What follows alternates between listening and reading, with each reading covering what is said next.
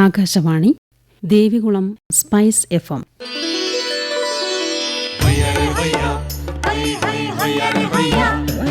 കിസാൻ വാണി.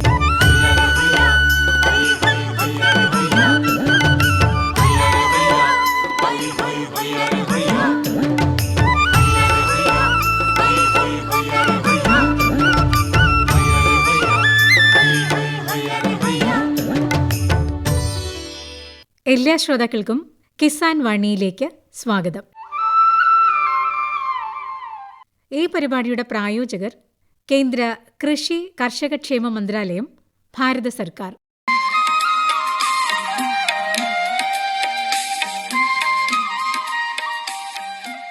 പ്രിയ ശ്രോതാക്കളെ,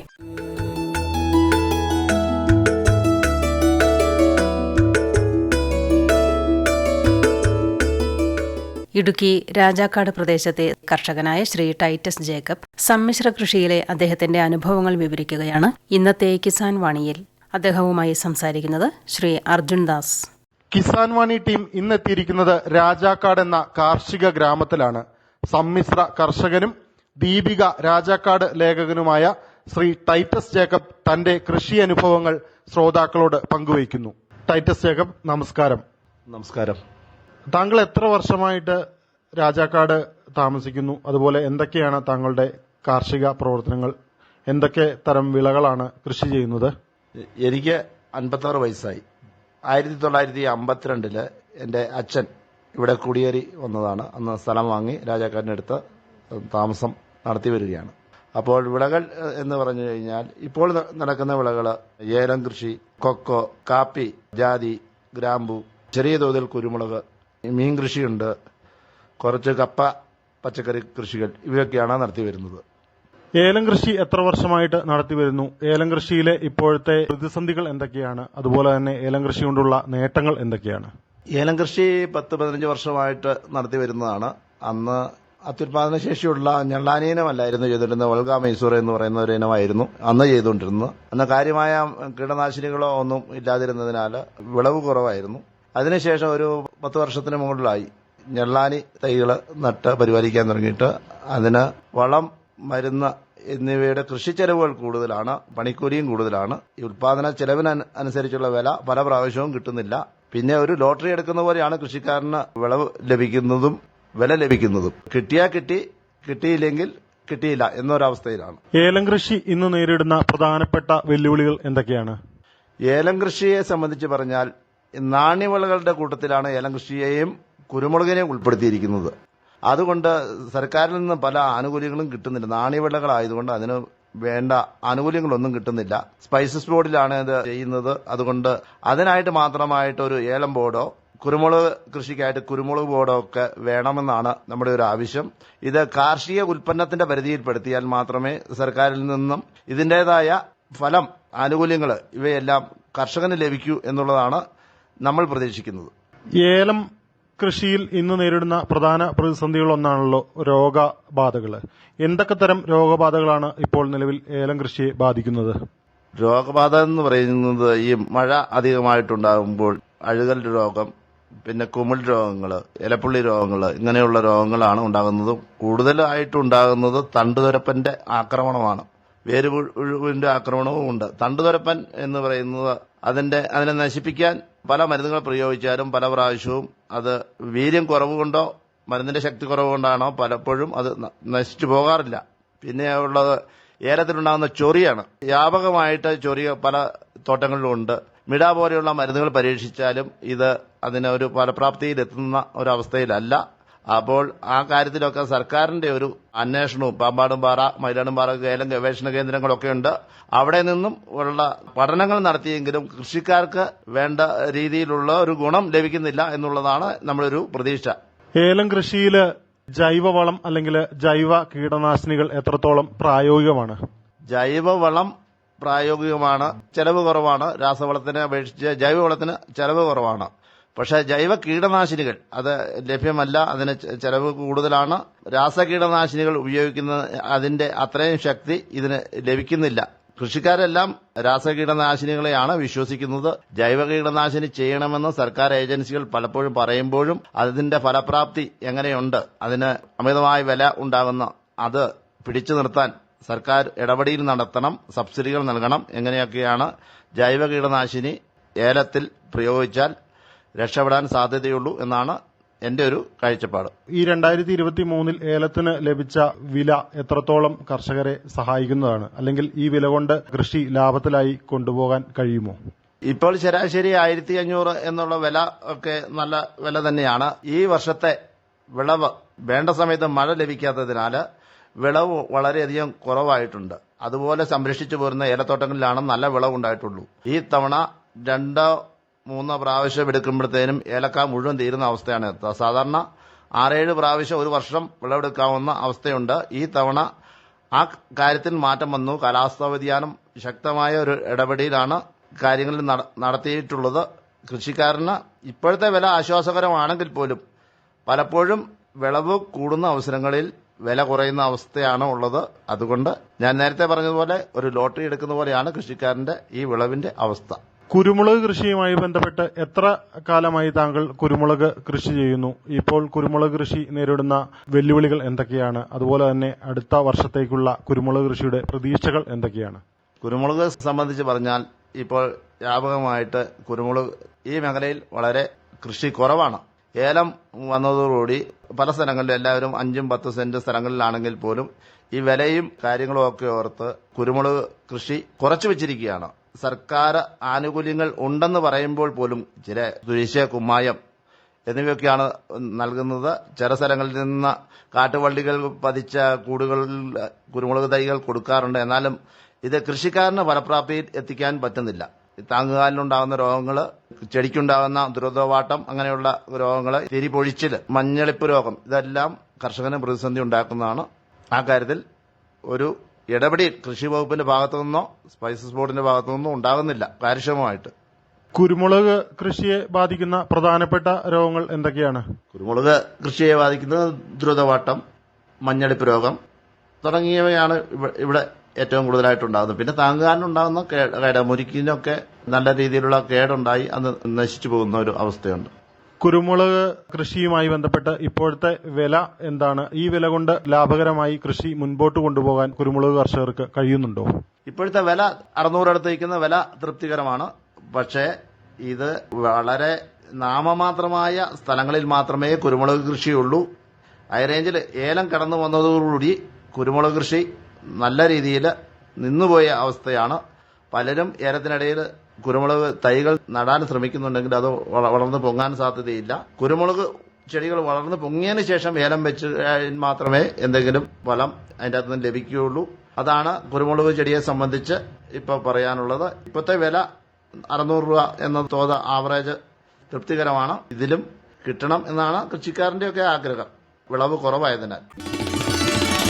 हर जोखिम से निकल कर फसल आए, सुरक्षित हो जाए। फसल बीमा से हर किसान अब आत्मनिर्भर हो जाए। संकट के समय प्रधानमंत्री फसल बीमा योजना किसानों के लिए वरदान है। अब सूखा पड़े या बाढ़ आ जाए कोई डर नहीं, अब ओले पड़े या कीट पतंगे फसल खा जाए कोई फिक्र नहीं, क्योंकि हमने लिया है प्रधानमंत्री फसल बीमा। बुआई से फसल कटाई तक हर जोखिम का दावा, न्यूनतम प्रीमियम पर अधिकतम भुगतान का वादा। योजना से हर साल जुड़ रहे हैं 5 करोड़ से ज्यादा किसान। अब आपकी है बारी। नजदीकी कृषि कार्यालय, सहकारी समिति, बैंक शाखा, अधिकृत बीमा कंपनी या जन सेवा केंद्र में स्वेच्छा से करा सकते हैं पंजीकरण। फसल बीमा पोर्टल या फसल बीमा ऐप द्वारा भी कराया जा सकता है पंजीकरण। प्रधानमंत्री फसल बीमा योजना, आपकी फसलों का संपूर्ण सुरक्षा कवच। कृषि एवं किसान कल्याण मंत्रालय, भारत सरकार।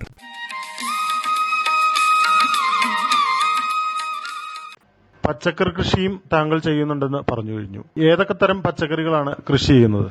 വാഴ, പയറ്, പാവല് ഇങ്ങനെയുള്ള കൃഷികളാണ് ചെയ്യുന്നത്. അതിനോടൊപ്പം തന്നെ കപ്പ കൃഷിയും നടത്തുന്നുണ്ട്. 12 മാസവും പച്ചക്കപ്പ പറിച്ച് കൊടുക്കാൻ പരുവത്തിന് പാടത്ത് കൃഷി ചെയ്യാൻ പറ്റില്ലാത്ത പാടത്ത് ഇങ്ങനെ മാറി മാറി ഒന്ന് പറിക്കുന്നതനുസരിച്ച് അടുത്ത പ്രാവശ്യം കപ്പ കൊല നട്ട് അങ്ങനെ 12 മാസങ്ങളിലും കപ്പ പറിച്ച് കൊടുക്കാൻ പരുവത്തിനാണ് നമ്മൾ കപ്പ കൃഷി ചെയ്യുന്നത്. പച്ചക്കറി കൃഷിയിൽ നേരിടുന്ന പ്രധാനപ്പെട്ട വെല്ലുവിളികൾ എന്തൊക്കെയാണ്? അതുപോലെ തന്നെ അടുത്ത വർഷത്തേക്ക് പച്ചക്കറി കൃഷിയിൽ പ്രതീക്ഷിക്കുന്ന മെച്ചങ്ങൾ എന്തൊക്കെയാണ്? പച്ചക്കറി കൃഷിയെ സംബന്ധിച്ച് പ്രധാന പ്രശ്നം എന്ന് പറയുന്നത് പാവല്, ഏത്തവാഴ എന്നിവയ്ക്ക് ഊന്നുകാല് വേണം. അതിന് സാധാരണയായി മുൻകാലങ്ങളിൽ ചെയ്തുകൊണ്ടിരുന്നത് കവുങ്ങുകളൊക്കെ വെട്ടി താങ്ങുകാല് കൊടുത്തുകൊണ്ടിരുന്നതാണ്. ഇപ്പോൾ കവുങ്ങുകളെല്ലാം ഈ പ്രദേശത്ത് നിന്ന് അപ്രത്യക്ഷമായി. ഇപ്പോൾ ചെയ്യുന്നത് ഇല്ലിമുട്ടുകൾ എത്തിച്ച് ചെയ്യുക എന്നുള്ളതാണ്. അത് പ്രായോഗികമായിട്ട് ബുദ്ധിമുട്ടാണ്. വനം വകുപ്പിന്റെയൊക്കെ ഒത്തിരി സമ്മതങ്ങളൊക്കെ വേണം. അവര് ഇതിനെ എതിർക്കുന്ന ഒരു അവസ്ഥയുണ്ട്. ഇല്ലി വെട്ടാൻ പറ്റാത്ത ഒരു അവസ്ഥയുണ്ട് കൃഷിക്കാരന്. ഒളിഞ്ഞു തെളിഞ്ഞൊക്കെയാണ് പലരും ഇത് ചെയ്യുന്നത്. ആ രീതി മാറ്റണം. കൃഷി വകുപ്പും EFPCK പോലെയുള്ള കർഷക വിപണികളും ഇടപെട്ട് താങ്ങുകാല്, അതായത് ഇവിടെ കാറ്റ് കൂടുതലുള്ള ഏരിയയാണ്. മഴക്കാലമായി കഴിഞ്ഞാൽ കാറ്റ് നന്നായി വരുന്നു. പാടശേഖരങ്ങളിലാണ് കൃഷി ചെയ്യുന്നത്. കൃഷി ചെയ്യുമ്പോൾ ഈ താങ്ങുകാലെല്ലാം മറിഞ്ഞു വീണ് ഒടിഞ്ഞു വീണ് ഇതെല്ലാം വ്യാപകമായിട്ട് നശിക്കുന്നു. ഇതിന് ഫലപ്രദമായ ഒരു സംവിധാനം ചെയ്യാൻ പറ്റുന്നതെന്ന് പറഞ്ഞാൽ GI പൈപ്പുകൾ പോലെയുള്ള പൈപ്പുകൾ കൃഷിക്കാരന് സബ്സിഡി നിരക്കിൽ നൽകിക്കൊണ്ട്, അതായത് സർക്കാർ ഒരു 75% തുക വഹിക്കുകയും 25% തുക കൃഷിക്കാരിൽ നിന്ന് ഈടാക്കുകയും ചെയ്ത് അത് പെയിന്റ് അടിച്ച് ഉപയോഗിച്ച് കഴിഞ്ഞാൽ കുറേ വർഷങ്ങളോളം കൃഷിക്കാരന് ചെയ്യാൻ പറ്റും. വാഴയ്ക്ക് മുട്ട് കൊടുക്കാൻ പറ്റും. അതുപോലെ തന്നെ പാവൽ കൃഷിക്കും ഇത് ഗുണപ്രദമാണ്. കർഷകന് വർഷാവർഷം വരുന്ന ചെലവുകൾ ഒരുപാട് കുറയും. ഈ താങ്ങുകാൽ ഉണ്ടാക്കുന്നതിനുള്ള ചെലവുകൾ കുറയും. പിന്നെ എല്ലാത്തരം മരുന്നുകൾ, കീടനാശിനികൾ, ജൈവ കീടനാശിനികൾ എല്ലാത്തിനും വില വളരെ കൂടുതലാണ്. രാസവളങ്ങൾക്കും വില കൂടുതലാണ്. അതിലും കൃഷിക്കാരന് ഗുണപ്രദമായ രീതിയിൽ കൃഷി വകുപ്പ്, EFPCK പോലെയുള്ള കർഷക പ്രസ്ഥാനങ്ങൾ ഇടപെടണം. കൃഷി ഓഫീസിൽ പല സംശയങ്ങളും കൃഷിക്കാരന് ചെന്ന് ചോദിച്ചു കഴിഞ്ഞാൽ പലതും അറിയത്തില്ലാത്ത ഒരു അവസ്ഥയാണ് അവിടെ ഉള്ളത്. ഇവിടുത്തെ മണ്ണിന്റെ പരിശോധന ഫലപ്രദമായി നടത്തണം. അതിന് കൃഷി വകുപ്പിലെ ഉദ്യോഗസ്ഥന്മാര് അതാത് സ്ഥലങ്ങളിൽ വന്ന് മണ്ണിന്റെ സാമ്പിൾ എടുത്തുകൊണ്ടുപോയി പരിശോധിച്ച് കൃഷിക്കാരനെ ഇന്ന മൂലകങ്ങളാണ് ഈ മണ്ണിൽ ഉള്ളത്, ഇല്ലാത്തത് എന്ന് പറഞ്ഞ് ബോധ്യപ്പെടുത്തി ചെയ്യാനുള്ള നടപടികൾ കൃഷി വകുപ്പ് ഉദ്യോഗസ്ഥന്മാർ കാണിക്കണം. അതിന് സർക്കാർ തലത്തിൽ വേണ്ട ഇടപെടലുകൾ നടത്തണമെന്നാണ് പറയാനുള്ളത്. ഒരു സമ്മിശ്ര കർഷകനായ താങ്കൾ മത്സ്യകൃഷിയിലും മികവ് തെളിയിച്ച ആളാണല്ലോ. ഏതൊക്കെ തരം മത്സ്യങ്ങളാണ് ഇപ്പോൾ കൃഷി ചെയ്യുന്നത്? അതോടൊപ്പം മത്സ്യകൃഷിയിലെ വെല്ലുവിളികൾ എന്തൊക്കെയാണ്? നമ്മളിപ്പോൾ കൃഷി ചെയ്യുന്നത് തിലോപ്പിയ മത്സ്യമാണ്. കൂടാതെ അനാബസ് എന്ന് പറയുന്ന ഒരു ഇനവും നടത്തുന്നുണ്ട്. പിന്നെ ഗ്രാസ് കാർപ്പ് ഇനത്തിൽപ്പെട്ട മത്സ്യങ്ങൾ, അത് പഞ്ചായത്തിൽ നിന്നും മത്സ്യ വകുപ്പിൽ നിന്നൊക്കെ നമുക്ക് ലഭിക്കുന്നതാണ്. ഞാൻ കൃഷി തുടങ്ങിയിട്ട് 4 വർഷം കഴിഞ്ഞു. 2019 കൃഷി തുടങ്ങുന്നത്. അന്ന് സർക്കാർ മത്സ്യകൃഷിക്ക് വലിയ ആനുകൂല്യങ്ങളൊക്കെ തരും എന്ന് പറഞ്ഞതാണ് കൃഷി തുടങ്ങിയത്. പക്ഷേ 10 പൈസയുടെ ആനുകൂല്യങ്ങൾ നമുക്ക് ലഭിച്ചിട്ടില്ല. മത്സ്യ വകുപ്പിൽ നിന്ന് ഏതാണ്ട് ഒരു 4 ചാക്ക് മീൻതീറ്റ മാത്രം ഈ കാലത്തിനിടയ്ക്ക് നമുക്ക് ലഭിച്ചു.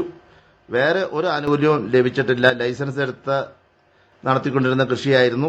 അതിനിടയിൽ പെട്ടെന്നുണ്ടായ മഴയിൽ കുളത്തിന്റെ ബണ്ടുകൾ തകർന്ന് ഒത്തിരി മത്സ്യങ്ങൾ നശിച്ചുപോയി. കൃഷിക്കാരന്റെ നിലയ്ക്ക് ഒരു നഷ്ടവും നമുക്ക് ലഭിച്ചിട്ടില്ല. മത്സ്യകൃഷി പ്രോത്സാഹിപ്പിക്കണമെന്ന് സർക്കാർ ആഗ്രഹിക്കുന്നുണ്ടെങ്കിൽ അതിനു വേണ്ട തീറ്റ, മറ്റ് ആനുകൂല്യങ്ങൾ ഇതെല്ലാം നൽകി കൃഷിക്കാരെ പ്രോത്സാഹിപ്പിച്ചാൽ മാത്രമേ മത്സ്യകൃഷി നല്ല നിലയിൽ നടത്തിക്കൊണ്ടു പോകാൻ സാധിക്കുകയുള്ളൂ. കിസാൻ വാണി ശ്രോതാക്കളോട് സംസാരിച്ചതിന് നന്ദി പ്രിയ ടൈറ്റസ്. ഇടുക്കി രാജാക്കാട് പ്രദേശത്തെ സമ്മിശ്ര കർഷകനായ ശ്രീ ടൈറ്റസ് ജേക്കബുമായി ഇതുവരെ സംസാരിച്ചത് P. അർജുൻദാസ്.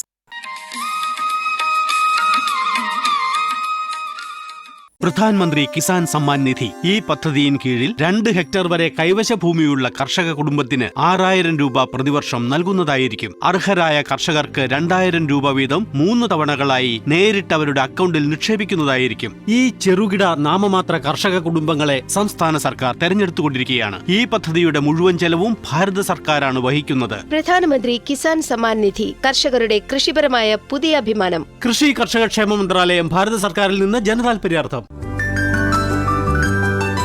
കിസാൻ വാണിയിൽ ഇനി കാർഷിക അറിവുകൾ. മരങ്ങളിലെ ജൈവ കുരുമുളക് കൃഷി. ഇന്ത്യൻ കാർഷിക സമ്പദ്ഘടനയിൽ കുരുമുളക് കൃഷിക്ക് വളരെയധികം പ്രാധാന്യമുണ്ട്. കറുത്ത പൊന്ന് എന്ന പ്രാചീന കാലത്ത് തന്നെ കുരുമുളക് അറിയപ്പെട്ടിരുന്നതും അതിന്റെ പ്രാധാന്യം കൊണ്ട് തന്നെയാണ്. അതുതന്നെയാണ് വിദേശ രാജ്യങ്ങളെ ഇന്ത്യയിലേക്ക്, പ്രത്യേകിച്ച് മലബാറിലേക്ക് ആകർഷിച്ചിരുന്നത്. പണ്ട് ഓരോ വീടിന്റെയും നാലരുകിൽ കമുകിലും ഫലവൃക്ഷങ്ങളിലും കുരുമുളക് വള്ളിയുണ്ടായിരുന്നു. നമ്മുടെ കാലാവസ്ഥയും മണ്ണും കുരുമുളക് കൃഷിക്ക് വളരെ അനുയോജ്യമാണ്. നമ്മുടെ വീട്ടുവളപ്പിലും പറമ്പുകളിലും കാണുന്ന തെങ്ങ്, കവുങ്ങ്, മാവ്, പ്ലാവ്, മുരിങ്ങ, മുരിക്ക്, ശീമക്കൊന്ന തുടങ്ങിയ എല്ലാ മരങ്ങളിലും ഇവ അനായാസം വളരും. ഇനി മരങ്ങളില്ലാത്ത വീടുകളിൽ പോലും ചട്ടിയിൽ കുരുമുളക് വളർത്താം. കുരുമുളക് ഇനങ്ങൾ. കേരളത്തിൽ ഏറ്റവും പ്രചാരത്തിലുള്ള ഇനങ്ങൾ കരിമുണ്ടയും പന്നിയൂരുമാണ്. തെക്കൻ കേരളത്തിൽ കൊറ്റനാടനും മധ്യ കേരളത്തിൽ നാരായക്കൊടിയും വയനാട്ടിൽ അയിമ്പിരിയനും ഇടുക്കിയിൽ നീലമുണ്ടിയും വടക്കൻ കേരളത്തിൽ ബാലൻകോട്ട, കല്ലുവള്ളി എന്നിവയും കൂടുതൽ പ്രചാരം നേടിയിട്ടുണ്ട്. കോഴിക്കോട്ട് ഭാരതീയ സുഗന്ധവിള ഗവേഷണ കേന്ദ്രത്തിൽ നിന്നും പന്നിയൂർ ഗവേഷണ കേന്ദ്രത്തിൽ നിന്നും അത്യുൽപാദനവും ഗുണമേന്മയുമുള്ള അനേകം ഇനങ്ങൾ വികസിപ്പിച്ചെടുത്തിട്ടുണ്ട്. ഇവയിൽ കരിമുണ്ട, പന്നിയൂർ 6, പന്നിയൂർ 7, ശുഭകര, ശ്രീകര എന്നിവ എല്ലാ പ്രദേശങ്ങളിലും ഒരുപോലെ കൃഷി ചെയ്യാവുന്നതും തേവം, ഗിരിമുണ്ട, മലബാർ എക്സൽ, ഐംബിരിയൻ എന്നിവ ഉയർന്ന പ്രദേശങ്ങളിൽ കൃഷി ചെയ്യാവുന്നതും പന്നിയൂർ 2, പന്നിയൂർ 5 എന്നിവ തണലിനെ പ്രതിരോധിക്കാൻ കഴിവുള്ളതും നീലമുണ്ടി, IISR ശക്തി, IISR തേവം എന്നിവ ദ്രുതവാട്ടത്ത് പ്രതിരോധിക്കാൻ കഴിവുള്ളതും പൗർണമി, നിമാവിരയെയും സാവധാനവാട്ടത്തെയും പ്രതിരോധിക്കാൻ കഴിവുള്ളതുമാണ്. പന്നിയൂർ 1 തുറസായ സ്ഥലങ്ങളിലേക്ക് അനുയോജ്യമാണ്. കൃഷിരീതി. പുതുമഴ ലഭിക്കുന്നതോടുകൂടി വീട്ടുവളപ്പിലുള്ള വൃക്ഷങ്ങളുടെ വടക്കുഭാഗത്ത് കുരുമുളക് ചെടികൾ പിടിപ്പിക്കാം.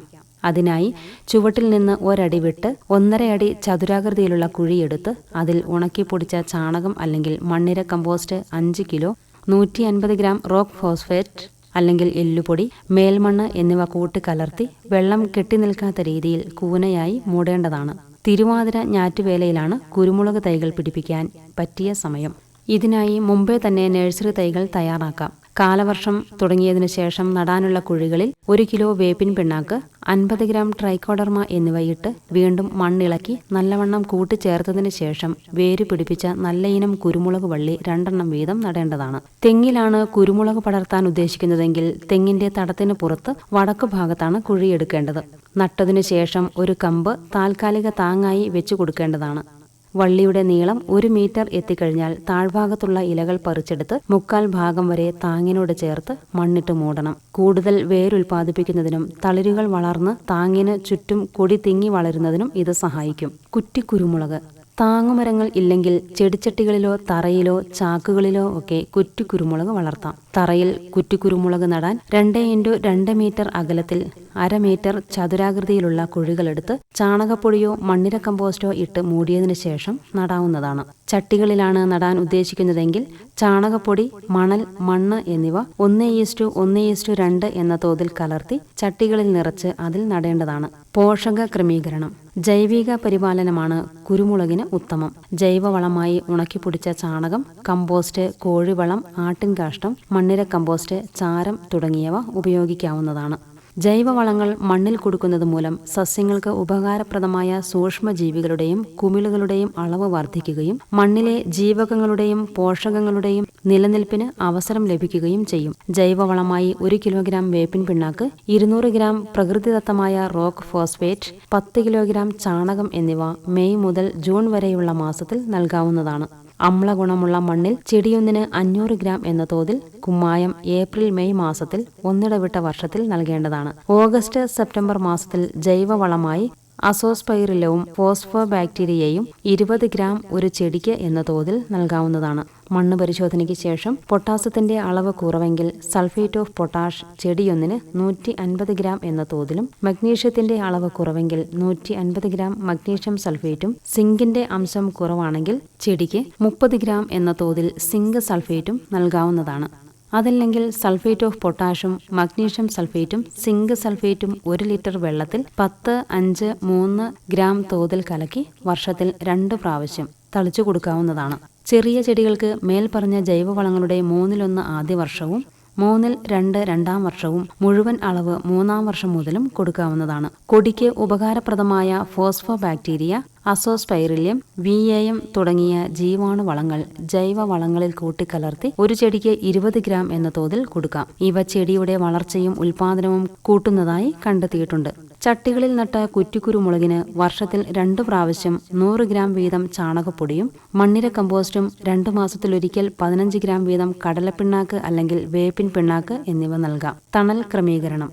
താങ്ങുമരം വലുതായാൽ തണൽ നിയന്ത്രിക്കുന്നതിനും സൂര്യപ്രകാശം കൊടികളിലേക്ക് എത്തുന്നതിനും വേണ്ടി ഇടയ്ക്കിടയ്ക്ക് കമ്പ് വെട്ടിക്കൊടുക്കണം. മഴക്കാലം തുടങ്ങുന്നതിന് മുമ്പ് താങ്ങുചെടികളിൽ 1-2 ചില്ലകൾ മാത്രം നിർത്തി നന്നായി കോതി കൊടുക്കുന്നത് സൂര്യരശ്മികൾ കൊടികളിൽ എത്തിച്ചേർന്ന് കൊടിയുടെ വളർച്ചയും വിളവും കൂട്ടുന്നതിനും രോഗാണുക്കളെയും കീടങ്ങളെയും നിയന്ത്രിക്കുന്നതിനും സഹായിക്കുന്നു. രോഗനിയന്ത്രണം. ദ്രുതവാട്ടം. ഫൈറ്റോഫ്തോറ ക്യാപ്സിസി എന്ന ഒരിനം കുമിളാണ് ഈ രോഗത്തിന് കാരണം. മഴക്കാലം തുടങ്ങുന്നതോടുകൂടിയാണ് ഈ രോഗം വ്യാപിക്കുന്നത്. ഇലകളിൽ 1 അതിലധികമോ കറുത്ത പുള്ളിക്കുത്തുകൾ പ്രത്യക്ഷപ്പെട്ട് അവ വലുതായി ഇലകൾ കൊഴിയുകയും ചെയ്യുന്നു. പുതുതായി കിളിർത്ത് പടരുന്ന ചെന്തലകളുടെ തളിരിലകളും മാംസളമായ അഗ്രഭാഗവും കുമിൾ ബാധയേറ്റ് കറുപ്പ് നിറമാവുകയും കണ്ണിത്തലകളും തിരികളും ഇലകളും അടർന്നു വീഴുകയും കൊടി പൂർണ്ണമായും വാടുകയും ചെയ്യും. രോഗബാധയേറ്റ ചെടി വേരുപടലം ഉൾപ്പെടെ പിഴുതുമാറ്റി തീയിട്ട് നശിപ്പിക്കുകയും തോട്ടങ്ങളിൽ ശുചീകരണം നടത്തിയും വെള്ളം കെട്ടിനിൽക്കുന്നത് ഒഴിവാക്കിയും ബോഡോ മിശ്രിതം തളിച്ചും തടത്തിൽ ഒഴിച്ചുകൊടുത്തും ഈ രോഗവ്യാപനം തടയാൻ പറ്റും. രോഗം വരാതിരിക്കാൻ മെയ്-ജൂൺ മാസത്തിൽ കൊടിയൊന്നിന് 50 ഗ്രാം ട്രൈക്കോഡർമ എന്ന മിത്രകുമിൾ ചാണകത്തിലോ വേപ്പിൻ പിണ്ണാക്കിലോ ചേർത്ത് മണ്ണിലിട്ട് കൊടുക്കുക. സാവധാനവാട്ടം.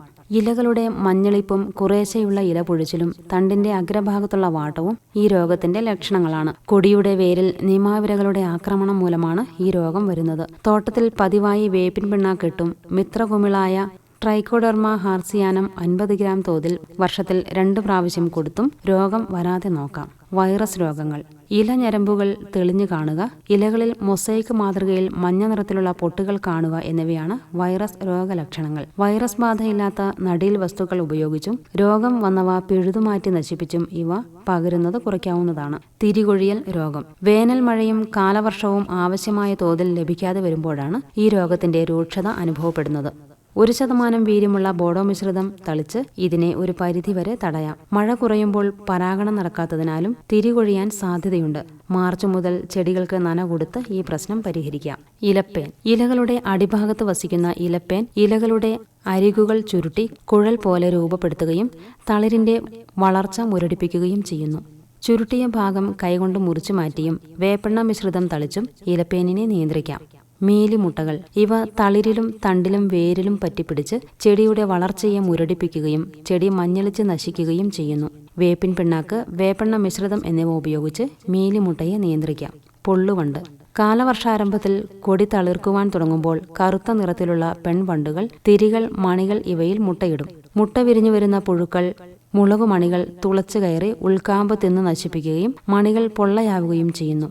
താങ്ങുമരങ്ങളുടെ കമ്പ് കോതി തണൽ ക്രമീകരണം നടത്തുന്നതും വേപ്പെണ്ണ ഉപയോഗിച്ചുള്ള കീടനാശിനി 21 ദിവസം ഇടവിട്ട് 0.6% വീര്യത്തിൽ ഓഗസ്റ്റ് മുതൽ ഒക്ടോബർ വരെ തളിക്കുന്നതും പൊള്ളുവണ്ടുകളെ നിയന്ത്രിക്കാൻ സഹായിക്കും. വിളവെടുപ്പും സംസ്കരണവും. കുരുമുളക് തിരികളിൽ ഏതാനും മണികൾ ചുവന്ന് പഴുത്തു തുടങ്ങുമ്പോൾ തിരികൾ മുഴുവൻ പറിച്ചെടുത്ത് മെതിച്ച് വൃത്തിയാക്കി വെയിലിൽ 7 മുതൽ 10 ദിവസം വരെ ഉണക്കേണ്ടതാണ്. വിളവെടുപ്പിന് ശേഷം മുളകുമണികൾ തിളച്ച വെള്ളത്തിൽ 1 മിനിറ്റ് മുക്കിയെടുത്ത് ഉണക്കിയാൽ മണികൾക്ക് നല്ല ആകർഷകത്വവും കറുപ്പ് നിറവും ലഭിക്കും. നല്ലവണ്ണം ഉണങ്ങിയ 8 മുതൽ 10% വരെ മാത്രം ജലാംശമുള്ള കുരുമുളക് വൃത്തിയുള്ള ചാക്കിൽ കെട്ടി ഈർപ്പമില്ലാത്ത സ്ഥലത്ത് സൂക്ഷിക്കേണ്ടതാണ്.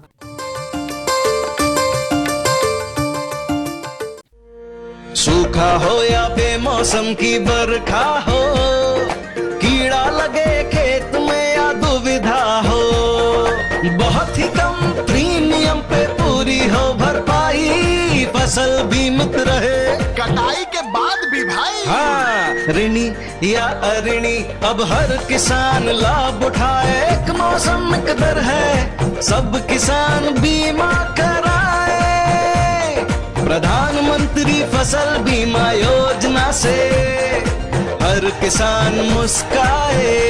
कृषि और किसान कल्याण मंत्रालय द्वारा किसान हित में जारी।